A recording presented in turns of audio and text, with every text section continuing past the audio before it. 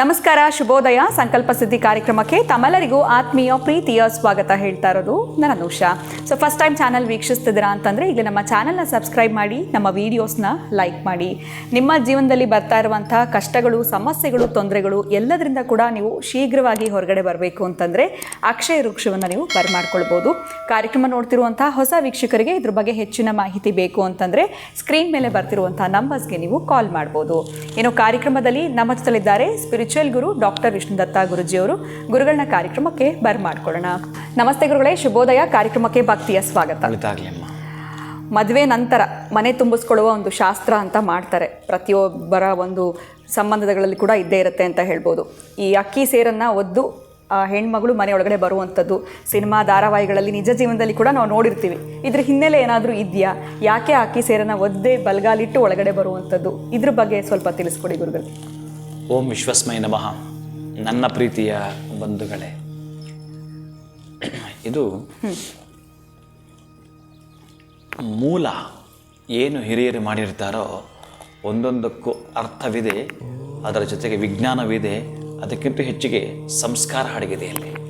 ಬಹಳ ಪ್ರಮುಖವಾಗಿ ಆ ಹೆಣ್ಣು ಕನ್ಯಾಂ ಕನಕ ಸಂಪನ್ನಾಂ ಸರ್ವಾಭರಣ ಭೂಷಿತಂ, ಸರ್ವ ಆಭರಣಗಳಿಂದ ಭೂಷಿತಗಳಾಗಿ ಆ ಮನೆಗೆ ಬರಬೇಕಾದ್ರೆ, ಬಲಗಾಲನಿಟ್ಟು ಬರಬೇಕಾದ್ರೆ ಆ ಏನು ಅಕ್ಕಿ ತುಂಬಿರ್ತಕ್ಕಂಥದ್ದು, ಈಗ ನೀವೇನು ಹೇಳಿದ್ರೆ ಆ ಶೇರು ಅಂತ ಇತ್ತು, ಅದನ್ನು ಬಲಗಾಲಲ್ಲಿ ಹಾಕಿ ಹೊದ್ದು ಬರಬೇಕಾದ್ರೆ ಆ ಮನೆ ಹಸಿರು ತೆನೆ ಹಾಲಿನ ಕೆನೆಯಿಂದ ವೃದ್ಧಿಯನ್ನು, ಅಭಿವೃದ್ಧಿಯನ್ನು, ಸಮೃದ್ಧಿಯನ್ನು ಕಾಣುವಂತಹ ಮಹಾಲಕ್ಷ್ಮಿಯಾಗಿ, ಆತ್ಮೀಯ ಮಡದಿಯಾಗಿ, ಆನಂದ ಕಂದಳಾಗಿ, ಆರೋಗ್ಯ ಭಾಗ್ಯಗಳಾಗಿ ನಮ್ಮ ಮನೆಗೆ ಬಾ ಅಂತ. ಅದರ ಅರ್ಥ ಏನು? ಆ ಕುಟುಂಬವನ್ನು ಪೋಷಣೆ ಮಾಡಲಿಕ್ಕೆ ನೀನು ಏನಾಗಿ ಬರ್ತಾ ಇದೀಯಾ? ಏನೋ ನಿನಗಿಂತ ಮೊದಲು ಏನು ಹೋಗಿದೆ? ಅಕ್ಕಿ. ಅದೇನದು? ಧಾನ್ಯಗಳು. ಅಂದರೆ ಏನೇ ನೀವು ಆಹಾರ ಅಂತ ಕರೆದ್ರು, ಹೇಗೆ ಅಂತ ಕರೆದ್ರು ಕೂಡ, ಇದು ಬಹಳ ಅದ್ಭುತವಾದ ಸ್ಟೋರಿ ಬಿಡಿ. ನಾವು ಭತ್ತದಿಂದ ಆ ಭತ್ತ ಹಾಕಲಿಕ್ಕೆ ಏನು ಕಾರಣ, ಮತ್ತು ಹಿರಿಯರ ಆಶೀರ್ವಾದ ಇವೆಲ್ಲವೂ ಸೇರಿದೆ ಅದರಲ್ಲಿ. ಅದಕ್ಕಾಗಿ ಈ ತಂಡುಲವನ್ನು ಒದ್ದು ಹಾಕಿ ಬರಬೇಕಾದ್ರೆ ಬಹಳ ಪ್ರಮುಖವಾಗಿ, ವಿಶೇಷವಾಗಿ ಅಭಿವೃದ್ಧಿಯ ಸಂಕೇತವೇ ಇದಾಗಿರ್ತಕ್ಕಂತಹದ್ದು, ಅಭಿವೃದ್ಧಿಗಾಗಿರ್ತಕ್ಕಂತಹದ್ದು. ಇಂತಹ ಅಕ್ಕಿಯನ್ನು ಹೊದ್ದು ಆಕೆ ಬರಬೇಕಾದ್ರೆ ಅಭಿವೃದ್ಧಿ ಆಗ್ತಕ್ಕಂಥದ್ದು, ದವಸ ಧಾನ್ಯಗಳು ಆ ಮನೆಯಲ್ಲಿ ಬೆಳಗ್ತಕ್ಕಂಥದ್ದು, ಇಂಥದ್ದೆಲ್ಲವೂ ಕೂಡ ತೋರಿಸುತ್ತೆ.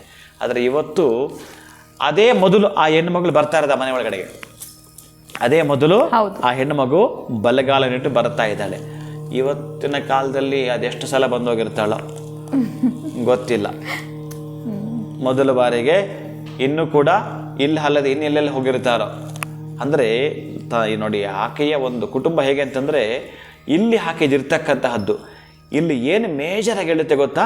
ಒಂದು ಇದಕ್ಕೂ ಕೂಡ ಒಂದು ಲಗ್ನ ಏನಾದರೂ ಇಟ್ಟಿದ್ದು ಈ ಸಂದರ್ಭದಲ್ಲೇ ಕೆಲವರು ಮಾತಾಡ್ತಾರೆ. ನೀವೇನಾದರೂ ಇದನ್ನು ಚೆನ್ನಾಗಿ ಕೇಳಿಸ್ಕೊಟ್ರೆ, ಗಮನ ಇಟ್ಟು, ಏನಪ್ಪ ನಮ್ಮ ಮನೆಗೆ ಹೇಗೆ ಬಂದ್ಲೋ ಏನೋ, ಯಾವ ಗಳಿಗೆನಲ್ಲಿ ಬಂದ್ಲೋ, ಯಾವ ಕಾಲಿಟ್ಟು ಬಂದ್ಲೋ, ಈಗೆಲ್ಲ ಮಾತಾಡ್ತಾರೆ.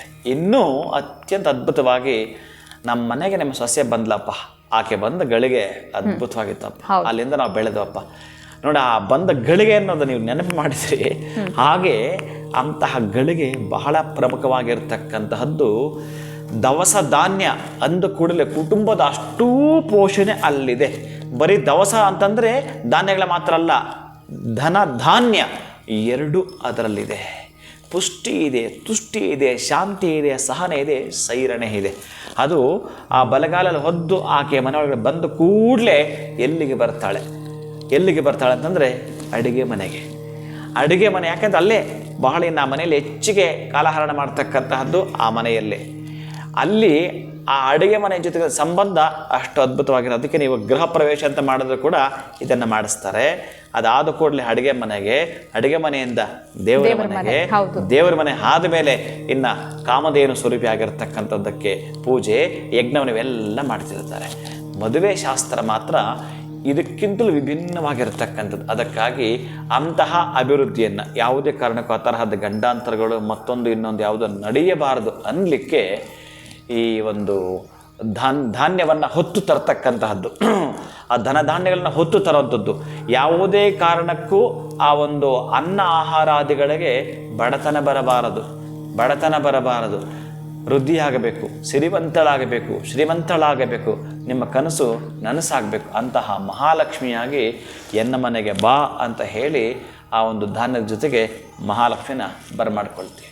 ಖಂಡಿತ ಗುರುಗಳೇ. ಸೊ ಮದುವೆ ಆಗಿರೋರಿಗೆ ಬಹುಶಃ ಗೊತ್ತಿರ್ಬೋದು, ಆಗಿದ್ಮೇಲೆ ಕೂಡ ಏನೋ ಒಂದು ಶಾಸ್ತ್ರ ಪದ್ಧತಿ ಅಂತ ಅದನ್ನು ಅನುಸರಿಸ್ಕೊಂಡು ಹೋಗಿರ್ತೀವಿ. ಆದರೆ ಅದರ ಮೂಲ ಅರ್ಥ ಏನು ಅಂತ ನೀವು ಇವತ್ತಿನ ವಿಡಿಯೋನಲ್ಲಿ ತಿಳಿಸ್ಕೊಟ್ರಿ. ಧನ್ಯವಾದಗಳು ಗುರುಗಳೇ, ನಮಸ್ಕಾರ. ಹರೇ ಶ್ರೀನಿವಾಸ. ಇನ್ನು ವೀಕ್ಷಕರೇ, ಇವತ್ತಿನ ವಿಡಿಯೋ ತಮ್ಮೆಲ್ಲರಿಗೂ ಇಷ್ಟ ಆಗಿದೆ ಅಂತ ಭಾವಿಸ್ತಾ ಮುಂದಿನ ವಿಡಿಯೋನಲ್ಲಿ ಭೇಟಿ ಮಾಡ್ತೀನಿ. ನಮಸ್ಕಾರ.